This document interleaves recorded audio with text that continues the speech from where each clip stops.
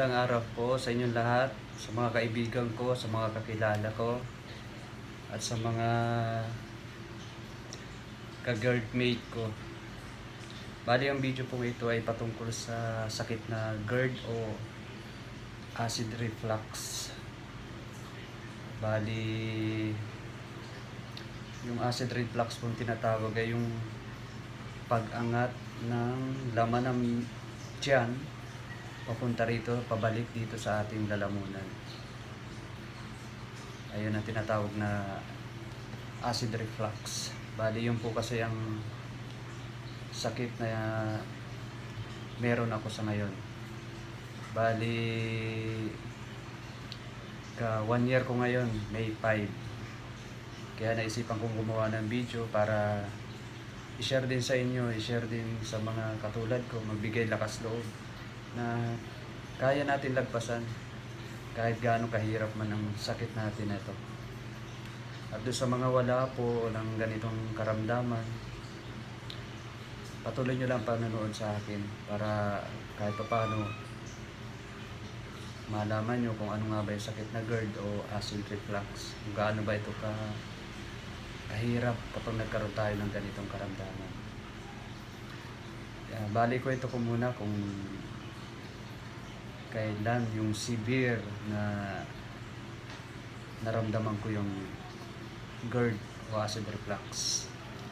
Bali, noong nakaraang taon, May 5, 2020, yun nga, nasa kapila ko sa court namin para kumuha ng ayuda, yung SAP para sa pandemic na. Kasi nung May 5, yun ang bigayan dito sa lugar namin ng first ayuda, yung 8,000 pesos. Habang nakapila ko doon, 12 o'clock ng tanghali, nakaramdam ako ng kakaiba. Parang sinasakal yung liig ko, nahihirapan akong huminga. Bali, ang ginawa ko, umalis ako sa pila ko, tumakbo ako pauwi ng bahay. Malapit lang naman yung bahay namin doon sa court. Nakauwi ako ng bahay, grabe na yung kaba ko kasi nahihirapan na akong huminga. Akala ko gutom lang, kumuha ako ng kanin, kumuha ako ng ulam. Bago pala yun, pumunta na ako sa ref, nagbukas ako ng ref, uminom ako ng malamig na tubig kasi sabi ko baka kailangan ko lang uminom ng tubig, pero hindi, lalong sumama yung pakiramdam ko. Sabi ko kailangan ko nang kumain, dala na ito ng gutom kasi pagpila ko doon, pag alis ko ng bahay, mga 10:30 siguro, kape lang yung ininom ko eh, tapos yosi, yun lang ang ginawa ko. Sabi pila na, wala pang almusal at pananghalian ako. Sulad dali-dali ako, yun nga, uminom ako ng tubig, walang nangyari, kumain ako, pumasok na ako sa kwarto kasi mainit, nagbukas ako ng aircon, baka makatulong, pero wala. Nandun na, nagpapanik na ako, kinakabahan ako ng husto. Nandun na, naninigas ng aking katawan, naninigas ng aking braso, nanlalambot, hindi madandihan, hindi na makahinga, habol-habol na yung hininga ko. Ayos yun. Tapos yun, yung mga kapitbahay ko tumulong na, pumasok na para ako'y damayan. Kasi yung asawa ko nagpapanik na eh. Kapatid ko, ganun din. Sabi nga nila, tulungan ko daw yung sarili ko, maliliit pa yung mga bata. Kasi para pakiramdam ko rin kasi noon, katapusan ko na eh. Kasi grabe na yung hinga ko eh. Talagang ang sikip-sikip na. Tapos, ayun, pinainom ako ng kung ano-ano. Kumain ako ng bawang. Serpentina sa maligamgam na tubig. Tapos, may binigay pang tabletas para sa high blood. Kasi akala nila high blood ako eh. Pinainom ako noon. Wala pa rin. Grabe na. Nakakatakot. Talagang traumatic yung nangyari na yun. Ayun, nanginginig na yung buong katawan ko. Tapos parang yung mga paa ko, yung mga ganito, namamanhid na. Ayun, sinugod na ako sa ospital. Dinala na ako sa emergency room. Tapos pagdating ko doon, sa labas pa lang, chinek yung ano ko, BP, tapos yung oxygen level. Sabi nila okay naman daw yung oxygen level ko. So anong nangyari daw, hyperventilate daw ako, yun nga, no, parang nagpanic ka, tapos dahil sa pagpanic mo, yung paghinga mo sisikip kasi kinakabahan daw. Bali ang ginawa sa akin, nilagyan lang ako ng paper bag, ilagay ako rito pag ano. Bali mamaya po sa dulo ng video ko ipapakita ko yung picture, yung nilagyan ako dito ng paper bag para hingahan ko. Tapos doon makikita nyo na mataba talaga ako mataba pero ngayon dahil sa isang taon na nga, kahit paano nakabawi na yung katawan ko. Pero iba pa rin yung laki ko noon, tsaka yung timbang ko. Kasi yung timbang ko noon 65 kilos. Tapos may sakit ako after 1 month, sad agad yung timbang ko, 52. Hayayat talaga ako. Ayun po, yun ang kwento ko. Tapos bumalik nga, hindi pa pala. Bali ang nangyari doon, nilagyan ako dito. Tapos sabi nila, ano sir, okay ka na? Sabi ko, pakaramdam ko, okay na. Pero bago ka kasi, baguhan ka sa ganong sitwasyon Kaya sabi ko, hirap pa rin ako huminga. Nahihirapan pa rin ako. Sabi ko, hindi niyo po ba ako pwedeng salpakan ng oxygen? Sabi ko, yun ang daing ko dun sa nurse. Sabi niya, hindi sir, kasi yung oxygen level mo, okay naman. Sabi nga, pwede na nga daw akong umuwi. Pero alam ko talaga sa sarili ko, talaga ang hirap hindi ko kaya Tapos, nagpasya na kami na, yun nga, pinasok ako sa emergency. Chinek yung dugo ko, may kinuha sila okay naman. Tinis yung ECG ko, okay din. In-x-ray ako, okay din. Ayun, sabi ko, okay naman pala. Tapos, yun na nga, nung tinanong na ako ng doktor kung ano yung nararamdaman ko, sabi ko, ayun, para akong nahihirapan huminga, lalo na kapag yung flat yung higaan, hindi na ako makahinga. Ganon. Tapos, yung umuutot ako, utot ng utot, parang taas bloated, kinakabag. Kasi yun, findings niya, acid reflux na o acid disease. Naresetahan ako ng domperidone, tapos isomeprazole, tapos Gaviscon. Yan ang nireseta sa akin. Yun ang ininom ko 2 weeks. Ayun, pag uwi ko ng bahay gabi, okay na. Paghiga ako, grabe, hindi na naman ako makahinga, kinakabahan na naman ako. Yun, salpak na naman ako ng kuha na naman ako ng paper bag, ganong hinga-hinga na naman ako dun. Ganun na naman ako. Halos 3 days yun, puro ganun ako lagi sa kwarto. Hindi ako lumalabas. Tapos lagi halos magdamag at hanggang umaga na yung aircon Kasi parang pag lumabas ako doon sa kwartong yun, nahahapo ako, hirap na hirap ako. Ganun ang sistema namin, ganun ang samahan namin ng acid reflux na yun, saka nung anxiety, saka nung panic attack. Kapag dadating ng alas 6, nagmi-message na ako sa kasasawa ko na galing sa trabaho, sabi ko, umuwi ka na, gusto ko magpasugod sa ospital. Puro ganun, siguro mga 3 times attempt yun. Yung lang, kagandahan, pag dumadating na yung asawa ko, siya na nagpapakalma sa akin. Ayun, kumakalma naman ako. Kaya nakamubo na ako dun sa laging gusto ko sa ospital. Parang gusto ko lagi sa emergency. Kung mayaman nga lang, gusto ko sa ospital na lang ako titira Ayun. Bali, ang nararamdaman po kasi ng mga may acid reflux o katulad kung may GERD, mahirap huminga. Kapag hihiga ka, kailangan 3 yung patong yung udan ko para lang makahinga ko ng maayos-ayos Pero hirap pa rin. Nahihilo. malabo ang paningin. Pag tumayo ka nga, para kang matutumba eh. Tapos, grabe yung silaw ko sa liwanag, sa ilaw. Dati, silaw na silaw ako. Hindi rin ako makalabas ng bahay, grabe. Kasi kapag lumayo ako ng bahay, pakiramdam ko, kaya atakihin ako eh. Para mahihimatay ako. Kaya, isang buwan, hindi ako lumalabas ng bahay. Talagang dito lang ako sa loob ng bahay. Tapos, hindi pa ako makaligo. At tumagal ako ng 6 na araw, hindi ako naligo kasi one time naligo ako. Pagdating ko sa CR, pagbuhos ko bigla, Diyos ko, parang hindi na ako makahinga. Parang mauubusan ako ng hangin. Okay, hindi ko na tinapos yung paliligo ko, lumabas na agad ako.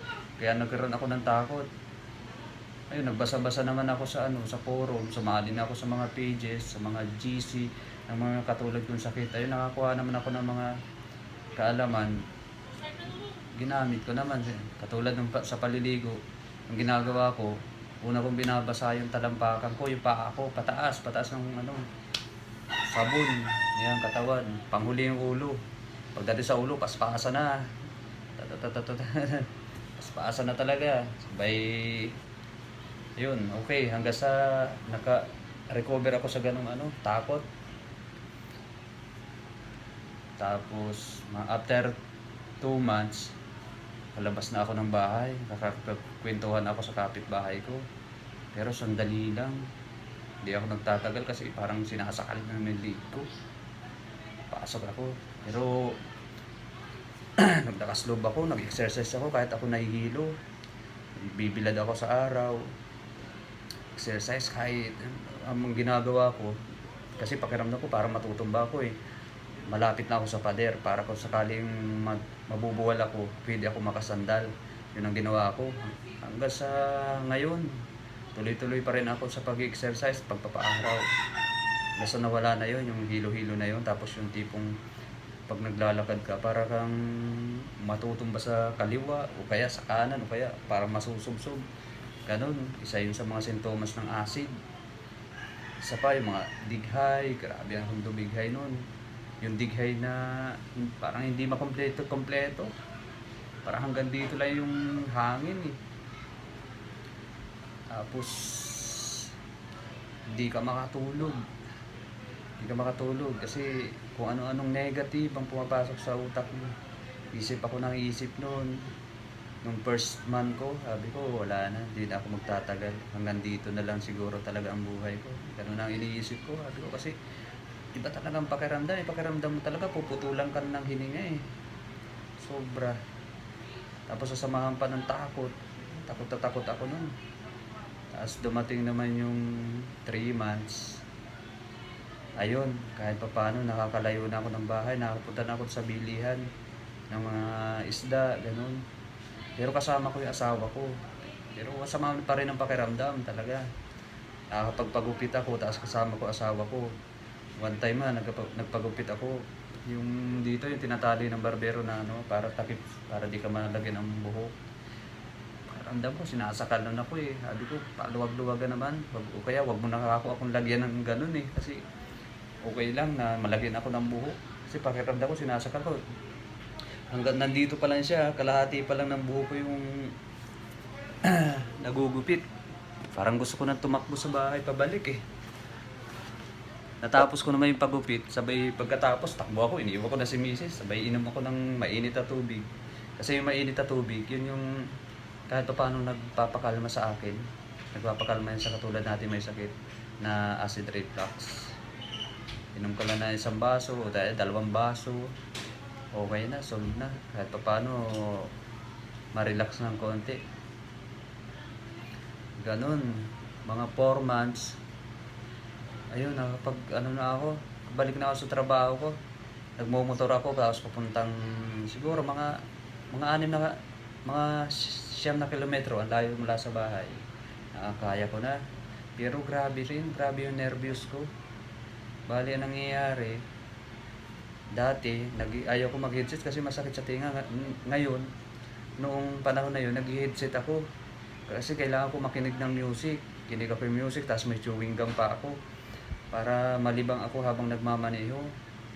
Hirap ng buhay na yun. Pag alis ko pa lang dito, kinakabahan ako. Sama na ng pakiramdam ko. Pag nakasakay ako sa motor, okay naman. Pag habang nakasakay sa motor, pagbaba ko sa trabaho, pag akyat ko dun sa 4th floor kami mula sa basement, nahihilo-hilo na ako para matutumba ako. Pagdating doon sa shop, kahit paano, medyo okay na naman. Pero buong maghapon, ang iniisip ko yung sakit ko. Grabe. Pagdating ng uwian, pagbaba ng basement, pakiramdam ko para matutumba na naman. Sabi ko, Diyos ko, sana makauwi pa ako.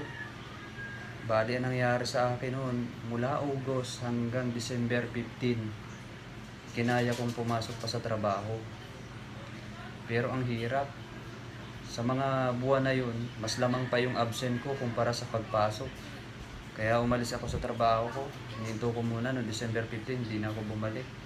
Nag-stay na muna ako dito sa bahay. Sabi ko, hindi ko kaya. Sabi ko, parang akong lalo ang sakit ko dahil grabe ang nervyos ko eh. Grabe yung takot ko. Iba talaga. Parang nakarebi ko, sa daan, mamamatay na ako sa daan. Natake pa ako noong December 14, natake ako matinding nervyos at acid dun sa shop. Kaya ayun, sabi ko, ayoko nang pumasok. Ayun, mabuti naman yung asawa ko, kahit ganito ang buhay namin, naiintindihan niya ako. Siya yung umuunawa sa akin, kahit siguro nakakainis na ako kasi nandito, pahila-hilata lang. Pero dahil sa mabait ang asawa ko, pasalamat talaga ako. Siya ang binigay sa akin ng Diyos. Kaya ito, bali ang pinagkakaabalahan ko rito, nag-deliver ako ng mga soft drinks, ng alak sa mga tindahan dito sa amin. Kaya bali ako yung nagsusupply sa kanila. Maliit lang naman nakita, pero okay na rin, at least may pinagkakaabalahan ako.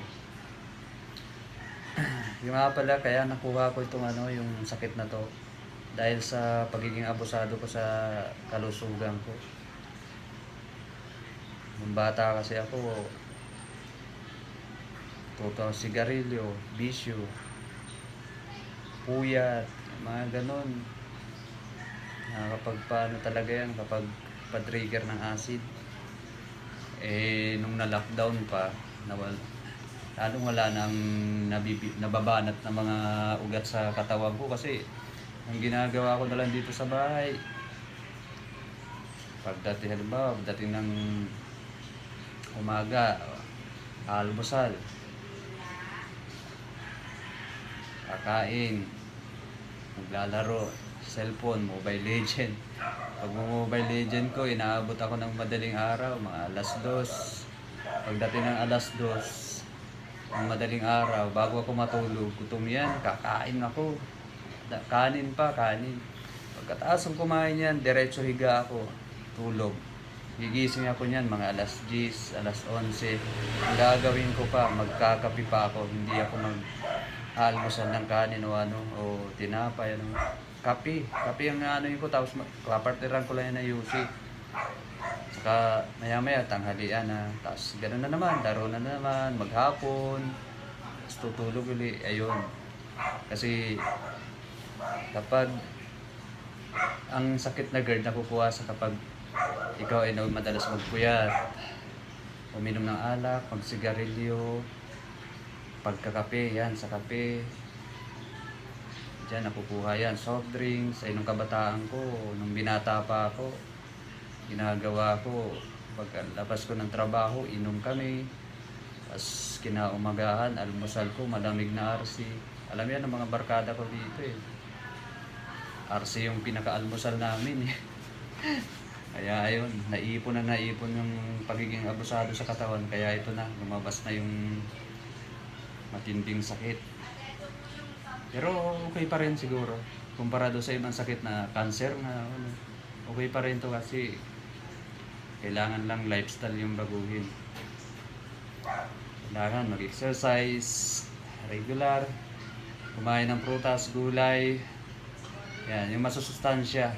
Saka kailangan rin, di rin basta-basta magpakabusog. Kailangan tama lang ang laman ng tiyan. Iwas soft drinks, kape, ayan, di ko na kinakain yung mga yan. Kasi yan yung magpapalala eh. Nagtitrigger ng acid. Pag in-acid ako, hirapan na naman akong huminga. Sa pansintomas, yung manlalamig yung katawan mo, papawis ka ng malalamig, tapos ninervyusin ka eh. Ninervyusin ka. Yung ako nga, naalala ko, yung pagbagsak lang ng kutsara, halos matanggal na yung puso ko eh. Halos kumawala yung puso ko sa katawan, para naghiwalay na eh. Kutsara lang po yun. Grabe. Pero ngayon po, okay na talaga eh. Tapos naranasan ko ring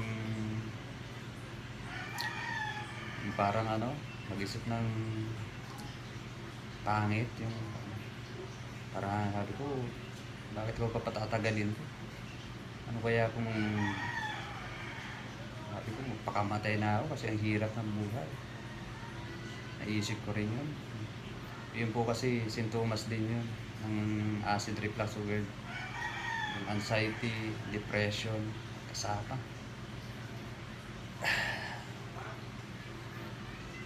Hindi ka kasi makatulog ng maayos. Pag di ka nakatulog ng maayos, pagising mo na umaga, sasama ng pakiramdam mo, samahan pa ng sakit. Kaya yung isip mo, negative na negative talaga. Kaya makakatulong po sa katulad natin yung exercise at pagpapaaraw sa umaga. Kailangan po regular yung exercise mo para makabawi tayo. Ayan. Nung tinigil ko na yung pag-inom nung domperidone, saka esomeprazole, saka Gaviscon. 2 weeks ko lang po ininom yun, tinigil ko na yun. Tapos, kasi wala naman nangyayari, parang lalo lang akong nahihirapan kasi pansin ko sa kanya kapag umiinom ako noon, yung panlasa ko parang may lasang kalawang, tapos yung dila ko puting-puti. Kaya tinigil ko na yun. Nung wala na siya, okay na eh. Wala na rin naman eh. Nawala na yung mga panlasang maasim, tapos lasang kalawang, mga ganong panlasa. Tapos maglalaway ka pa na maglalaway. Tapos pagkaramdaw, may tinik dito, may kanin na na-stuck sa Kaya tinigil ko na yung gamot na yun. After 2 weeks nung nireseta sa akin. Tapos nung dumating nung 10 months ako, itong acid ko, nagpa-check up ako sa doktor online. Sabi niya sa akin, positive naman yung sabi niya sa akin, bakit mo titiisin na ang sarili mo na huwag kumain ng ganyan, ng ganito, may gamot naman. Parang nabuhayan ako ng loob. Sabi niya, yung ibibigay ko sa'yo, hindi masisira ang internal organ nito. Kahit 1 taon ka pa o 2 taon ka pang uminom, hindi nito sisirain ang iyong internal. Kasi nagkaroon po ako ng takot sa pag-inom ng gamot. Kasi gawa ng kasasali ko doon sa mga pages, sa mga katulad nating may mga karamdaman na GERD, mga GC. Nagkaroon ako ng takot sa pag-inom ng gamot kasi maapektuhan nga yung atay, yung kidney. Kaya natakot ako uminom ng gamot. Dahil sa sinabi ni Doc, nagkaroon uli ako ng lakas ng loob na uminom ulit. Yun, niresetahan niya uli ako ng esomeprazole. Ininom ko yun, 14 days. Tapos, ganun din yung sistema. Hindi pa rin na bago yung pakiramdam ko. Parang lalo lang din lumalala. Kaya ang ginawa ko, hininto ko ulit. At ko, tigilan na natin to. Talagang hindi maganda yung epekto nito sa akin. Kaya tinigil ko ulit yung esomeprazole. Tapos, after 2 weeks noon, pagtigil ko, nagpa-psychiatrist na ako. Sabi ko, kailangan ko na talaga ng another doctor. Kasi iba na yung ko eh. Lumiliit na yung mundo ko eh. Parang dito na lang ako sa bahay at sa mga tindahan dito sa amin eh. Hindi ko na kayang pumunta ng medyo malayo. Halimbawa, papunta doon sa dati kong trabaho, wala na, hindi ko na kaya. Labi na yung takot, nervyos. Ayun, nakausap ko yung psychiatrist. Ayun, binigyan niya ako ng gamot. Bali, ang gamot na binigyan niya sa akin is Jubia. Jubia. Para daw yun sa anxiety. Sa awa ng Diyos,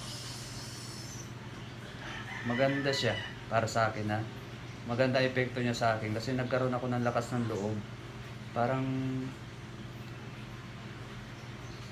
nervous, parang pakiramdam, pag kinabahan ako, parang hindi kumakabog yung dibdib ko.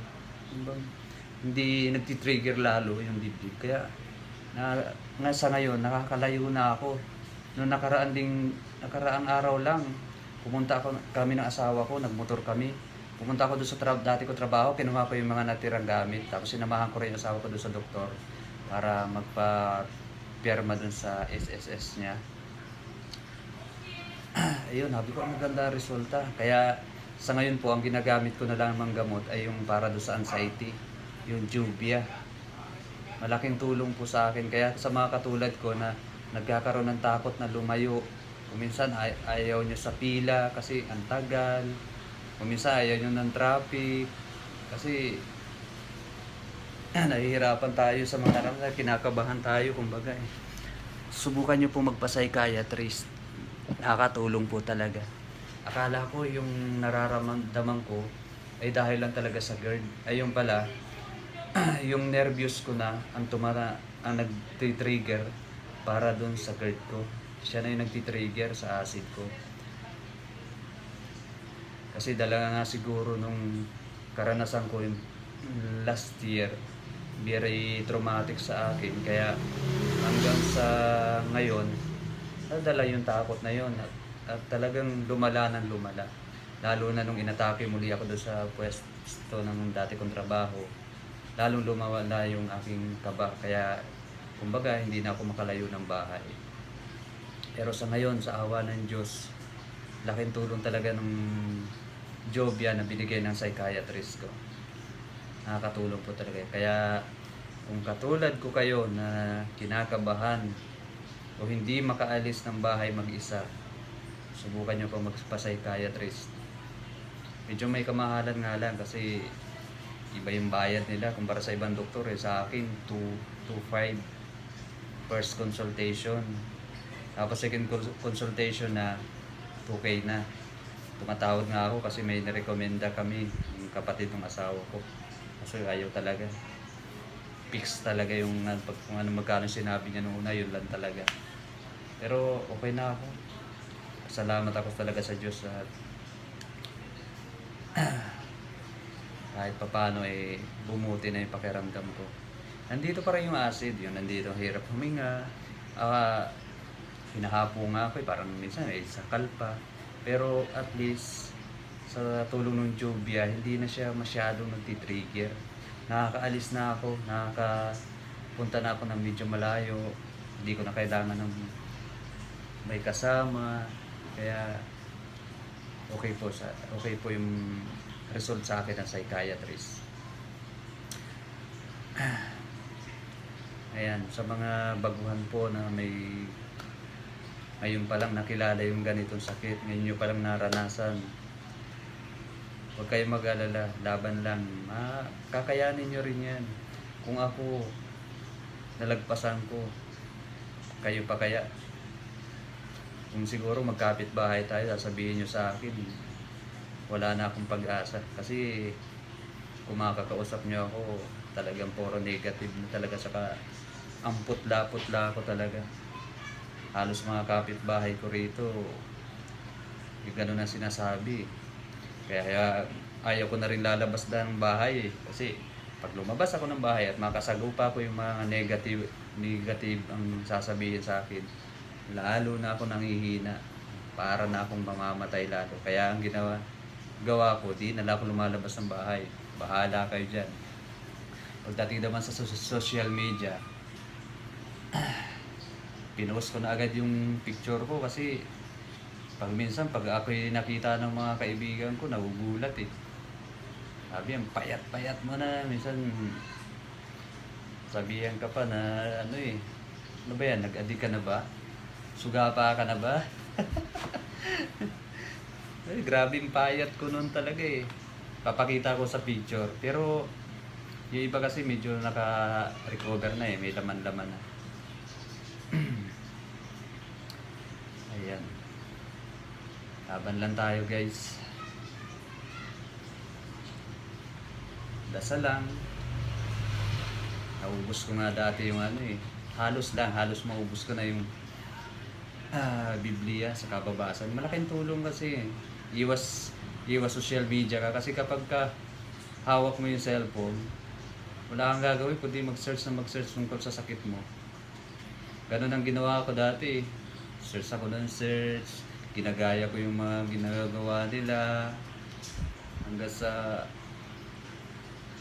dumati ako sa punto na ginaya ko yung low carb diets. 7 araw akong hindi kumain ng kanin. Tinis ko talaga, kinakain ko lang isda, gulay, tapos mais. Wala effect din, lalo ako nanghihina. Ginawa ko yun eh. Wala, nakakapanginig lalo ng katawan. Tapos ginaya ko pa yung baking soda. Uminom pa ako yan. Grabe ang lasa. Hindi. Pero dahil sa gusto mo nga gumaling, take talaga ako yan. Inom akong baking soda. Napapawi nga na gumiginawa yung pakiramdam mo kapag parang sinasakal ka rito. O inom ka ng baking soda, parang napapawi rito. Pero nagpupururot kasi ako eh. Tinigil ko na, tapos pag nagpururot ako, mapansin ko maya sasakit yung ulo ko. Sumasakit. Kaya ayoko na yan. Tinigil ko na rin yung baking soda na yon. Bali ang ginagawa ko doon, 2 tablespoon sa isang baso. Hinahalo ko yun. Warm water. Inumin. Solve naman sana ang problema. Pagkatapos kong minom, masakit yung ulo ko eh. Sabi ko, side effects to. Kaya tinigil ko na lang. Tiniis ko na lang yung pakiramdam ko sinasakal dito. Kasi kapag nag-relax naman ako, wala naman eh. Lalo na kapag nanonood ako ng mga pelikula o kaya mga funny videos, mga ganun ang pinapanood ko. Kasi kapag napapatawa tayo, kahit pa paano na gumagaan-gaan yung pakiramdam. Para na akong siraulo rin. Search ako sa YouTube ng kung paano meditate. Meditate din ako. Tapos patugtog ako ng meditate song din. Ayun, papikit-pikit. Pero nangingibabaw pa rin sa utak ko yung yung nararamdaman ko eh. Ay, nakakabaliw eh. Pero awa ng Diyos na ngayon, nakasurvive na ako. Kaya guys, kaya nyo yan sa mga baguhan dyan. Kaya natin yan. Kung dati nga hindi ako na kakakain ng mga medyo may matatamis kasi kung ano yung nababasa ko na bawal, hindi ko talaga kinakain. Talagang sinusunod ko. Hindi ako nag-aasin. Mag-asin mo ako kundi hindi ako naglalagay ng bitchin o ng hindi ako maglalagay niyan. Talagang asin matabang lang talaga yung kinakain ko. Talagang gusto ko talaga kasing gumaling. Kaso nitong tumagal, parang nagamay ko na siya. Kinakain ko na yung mga bawal kainin. Maliban sa kape, soft drinks. Sa soft drinks, sumasyat na rin ako eh. Pero siguro sa isang buwan, may isang baso. Kapag kumain ako ng seafood, yan, nag-iisang baso ako ng Sprite. Pero bihira lang din. Alak, sigarilyo, wala na po talaga. 1 taon na. Ngayon, alak, sigarilyo, wala na sa lugar. Kailangan talagang tanggalin natin yan sa katawan eh. Yun yung sinasabi nila na maganda yung alcohol sa katawan. Hindi yan totoo. Tapos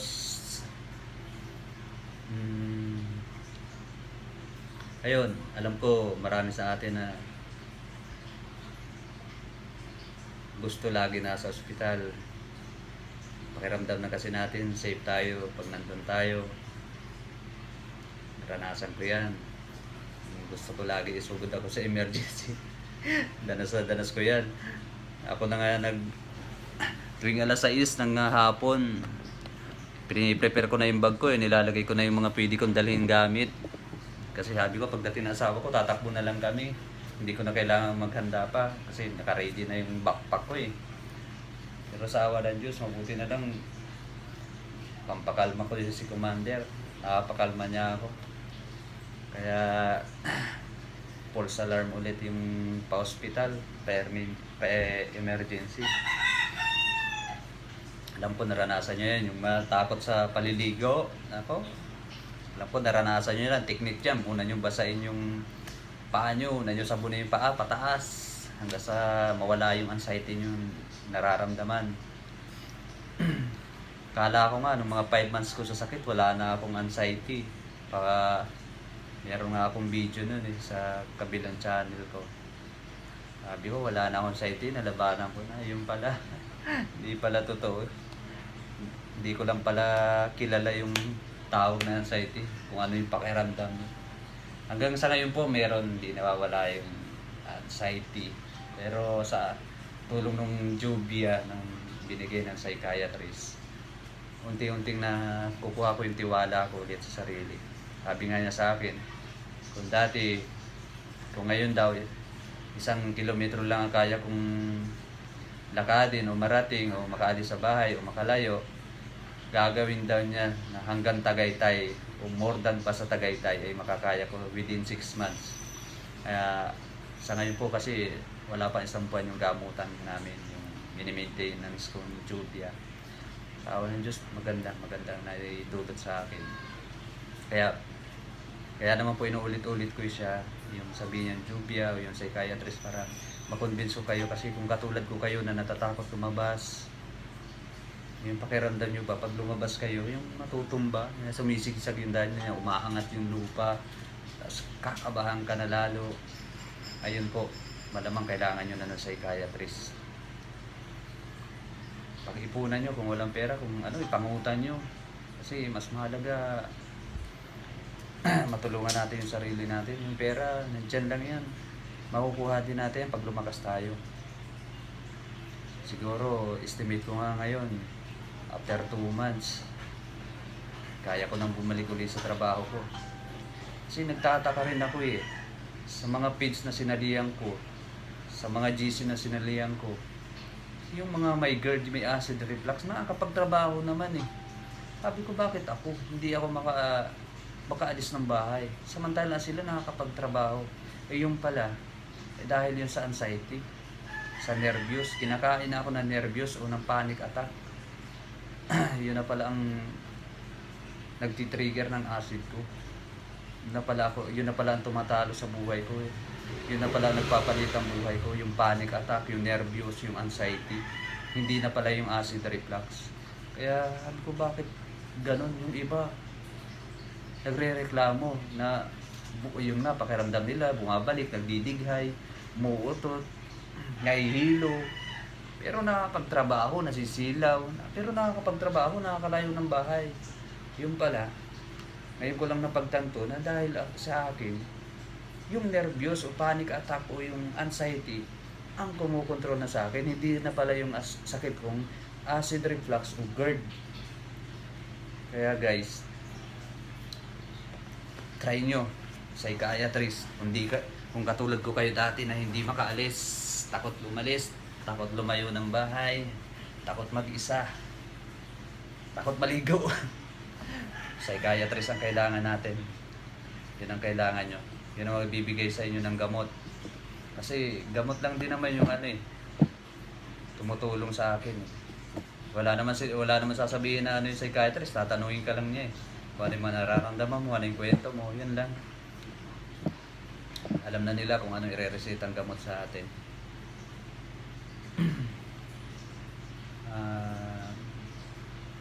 Sa mga pages, nagkaroon ako ng maraming kaibigan na rin. Mga kasabayan ko, mga ka-GERD mate, kumbaga. nagsishare ako, nagsishare din sila kung ano yung mga nararamdaman. Pero ngayon, yung mga gumaling kong kaibigan, hindi ko na mini-message kasi ano siya eh, alam ko kasi yung pakiramdam niya, okay na siya. Kasi kapag ikwento ko yung nararanasan ko pa, kasi hindi pa ako magaling, eh siya nakamubo na. Kapag pakiramdam ko kasi kapag sinabi ko pa yung mga nararamdaman ko, baka mamaya bumalik uli sa kanya. Mamaya matakot pa siya, bumalik uli yung sakit niya. Kaya feeling suplado na ako kapag doon sa mga kaibigan ko nakamubo na. Ayaw ko muna silang bulabugin.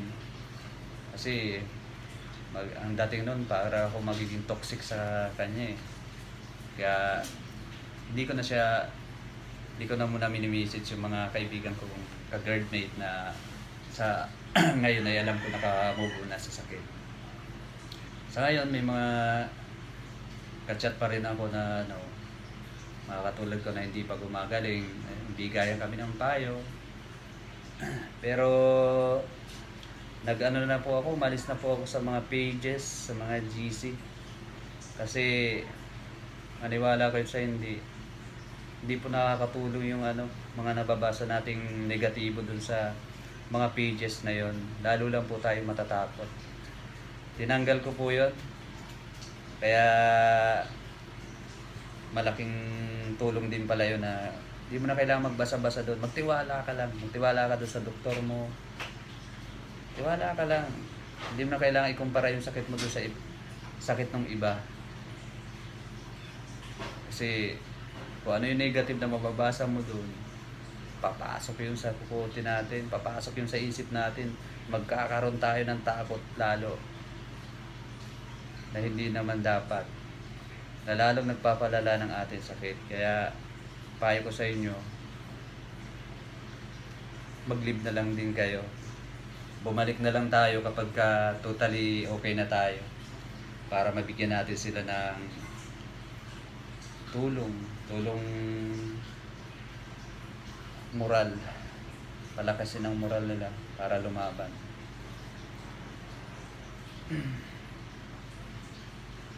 Yan, sa mga kaibigan ko yung mga wala pang nararamdaman dyan, sa mga kainuman ko, siguro mas maganda limitahan nyo na yung pag-inom, pag-sigarilyo. Kasi nagkakaroon na tayo at tumatanda na tayo. Yung lakas ng katawan natin unti-unti na humihina. Huwag nyo nang hintayin pang matulad sa akin. Kasi salamat na lang talaga ako, may mabuti akong asawa. Hindi ako iniwan, kahit naging pasaway ako nung mga kalakasan ko pa. Kahit sinusundo niya ako sa inuman, nagagalit sa akin, inaaway na ako. Hindi niya ako iniwan kahit ganito na ang kalagayan ko ngayon. Kaya sa mga kaibigan ko, mahalin niyo yung asawa niyo. Huwag na tayo magpasaway. Di baling magharap-harap tayo ng walang inuman, kahit tubig na lang pagharap-harapan natin. At least magkikita pa tayo ng matatagal. Hindi rin naman pala boring yung hindi ka makainom o makipagkwentuhan ka ng hindi umiinom. Naranasan ko na 1 taon na rin kasi. Naranasan ko na. Nagbe-birthday, marami na akong birthday na napuntahan na nagiinuman Ang bag ko kwento lang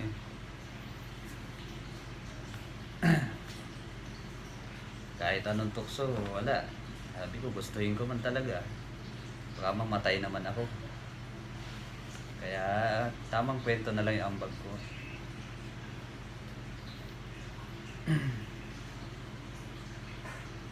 Hirap pala ng ganitong sakit. Sinabi mong acid. Dati, nasabihan ko lang yung kaibigan ko, acid lang yan. ganun-ganun pa ako eh. Kala ko ganun lang kadali yung sakit na acid. Hindi pala. Nakakabaliw pala yun. May epekto pala yun sa utak, mental. Kaya kailangan na psychiatrist. Pero sa awa ng Diyos, guys, positive na ako ngayon. Hindi na ako yung negative thinker. Lakas na.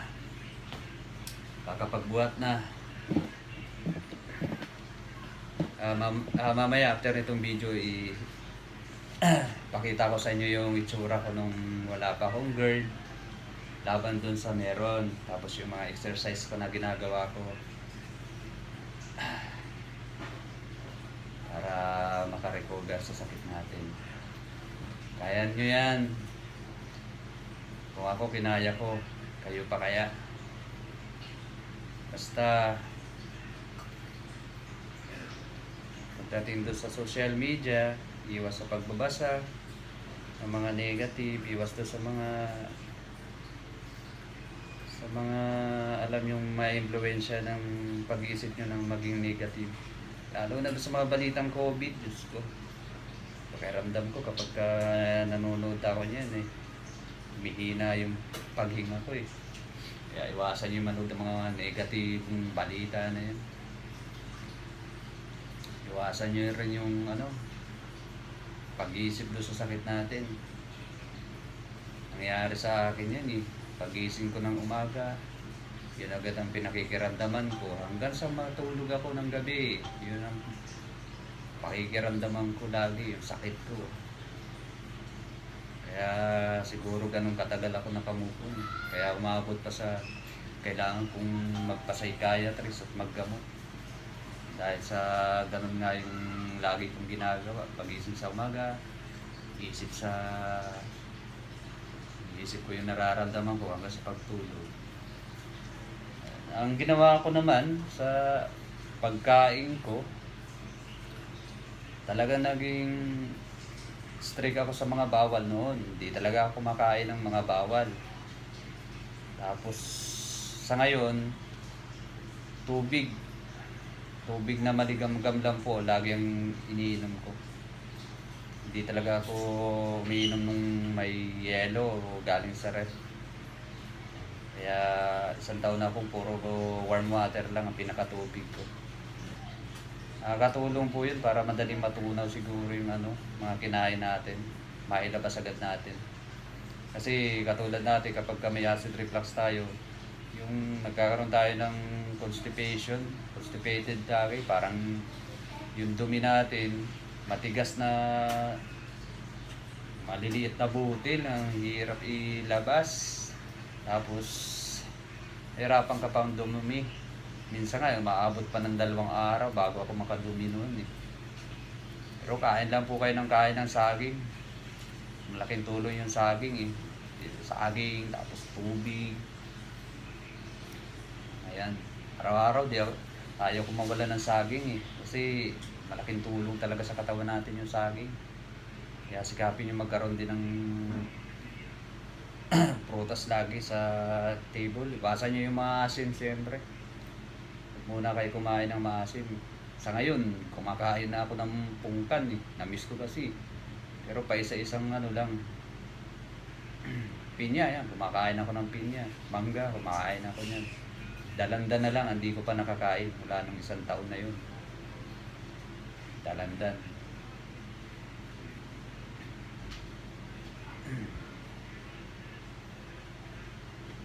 Yun guys. Yan ang aking kwento. At alam ko, kwento nyo rin yan, mga ka-girlmate ko. Kaya doon sa mga baguhan po, huwag po yung mawawala ng pag-asa.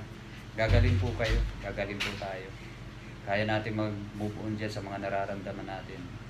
Una-una, sanayin nyo muna yung nararamdaman. Huwag matakot, huwag kabahan. Para malimitihan yung pag-angat ng acid. Kapag kinabahan kasi tayo, lalo palang umaalboroto yung acid natin sa tiyan. Siguro, iwasan nyo na rin yung kung matagal na kayo nagagamot, tigil nyo na lang. Asin nyo na lang sa exercise saka vitamins yung inyong katawan.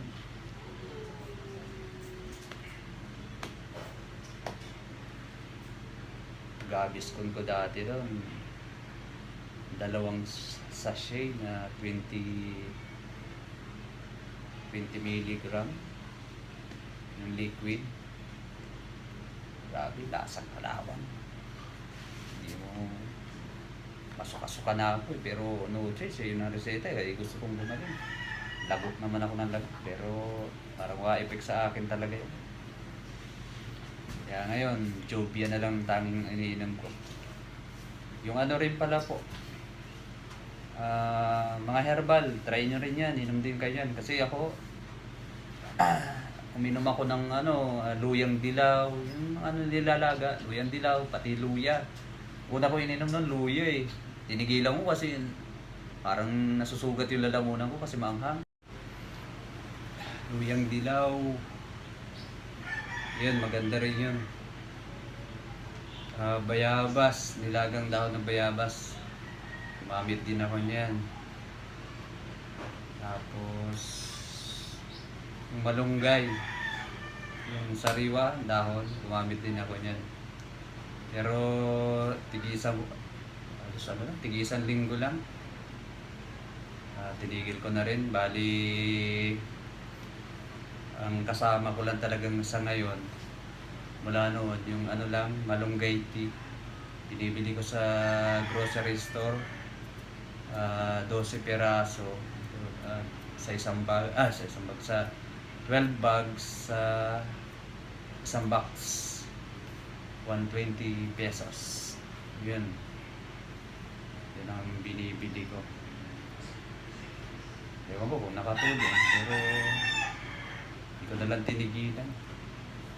Siguro may tulong din naman yun kasi malunggay tea naman yun, hindi naman siya mga synthetic na tea o mga gamot.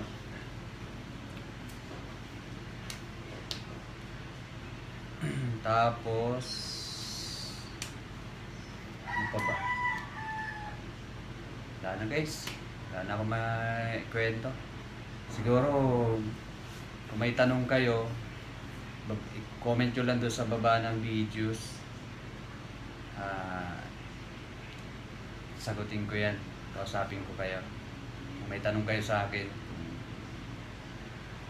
mga tanong kung paano makarecover, sige, bibigyan ko kayo ng mga moral support. Yun lang may tutulong ko sa kanyo. Pero ngayon pa lang sinasabi ko sa inyo, kaya natin lagpasan yan. Ako nga, nalagpasan ko na eh. Kinaya ko na eh, na yung kabaguhan ko pa lang, kasagsagan pala ng sakit ko eh, sumusuko na ako eh. Ayaw ko na eh. Pero sa ngayon, all goods na. Kaya, kung may tanong kayo, comment nyo lang dito sa aking vlog. Pipilitin ko sagutin kayo lahat. Tapos siguro pwede nyo naman akong i-add sa Messenger para mas mabilis kong masagot yung mga tanong ninyo. Thank you guys sa oras ng panonood. Maraming salamat po. Yung exercise na ginagawa ko susunod ko na lang din dito sa videos na to para isahan lang. Salamat po.